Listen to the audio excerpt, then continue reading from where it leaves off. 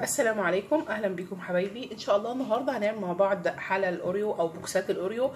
مش هنعملها بوكسات لان يعني البوكسات دي عشان تتباع في المحلات اللي هي البوكسات البلاستيك الشفافه دي، هي مش متوفره عندي، وبصراحه مش هدور عليها. انا هعملها في الاطباق عادي يعني عشان احنا اللي هناكلها، مش هنحطها في شغل محلات. يعني اهم حاجه الطعم. زي ما انتم شايفين معايا كده اي كميه اوريو انت حباها، طبعا ده الحجم الصغير مش الحجم الكبير، فانا مستخدمه معايا حوالي 15 واحده. هحطهم يعني هنعمهم. ممكن تضربيهم في الكبه، تخليهم يعني خشنين شويه، مش ناعمين قوي زي البودره، وممكن تكسريهم.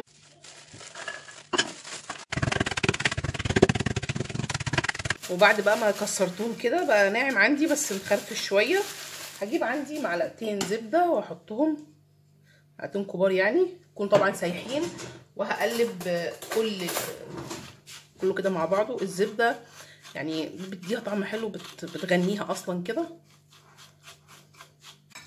هجيب عندي بقى الاطباق او البولات بتاع المهلبيه، وابدا احط طبقه كده تحت فيها كده،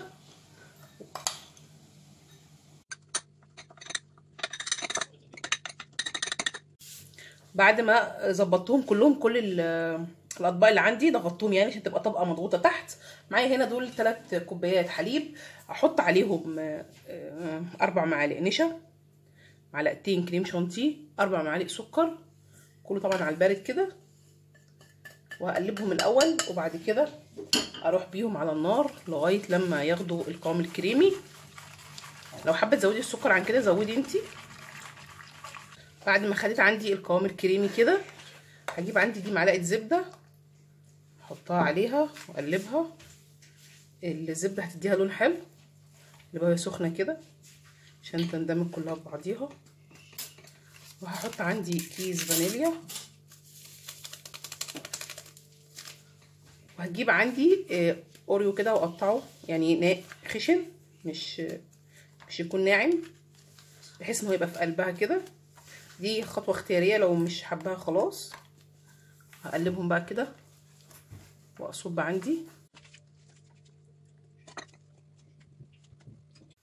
معايا هنا بقى للطبقه الثالثه دول 100 جرام شوكولاته خام، احط عليهم 4 معالق حليب. انا حطيت في نفس الكوبايه اللي كنت حاطه فيها الزبده عشان استفيد بالزبده يعني، واحطهم عندي يا في الميكرويف يا تعمليهم على حمام بخار لغايه لما يسيحوا. بعد الشوكولاته بتاعتي مسحت بالطريقه دي كده، انا كنت كل شويه بقلب فيها عشان خاطر الشوكولاته ما تنحرقش. والطبقه الثانيه بتاعتي تماسكت يعني عشان صبرت عليها شويه. هبدا انزل بقى ايه بالطبقه الثالثه،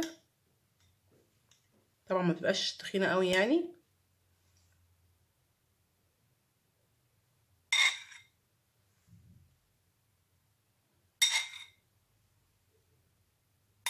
زي ما انتم شايفين معايا الطبقه الثالثه جميله جدا ولامعه.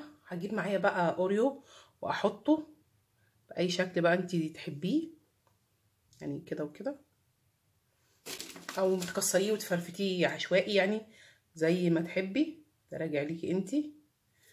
برضه عشان يتعرف ان هو بتاع كده نعمل كذا شكل اهو. اي حاجه بقى زياده انت عايزه تحطيها حطيها، ده راجع ليكي انتي. انا معايا هنا دي شوكولاته البندق، هحطها برضو كده تدي منظر حلو. وخلاص الطبق بتاعنا سهل جدا وبسيط، باع في المحلات بسعر غالي. احنا عملناه بحاجه بسيطه جدا وبطعم لذيذ، وما احتاجناش العلب البوكس ولا اي حاجه، احنا اللي هناكله يعني مش مستاهله. ان شاء الله الوصفه تكون سهله وسريعه وبسيطه بالنسبه لكم وتعجبكم. اشوفكم على خير الوصفه الجايه، والسلام عليكم ورحمه الله وبركاته.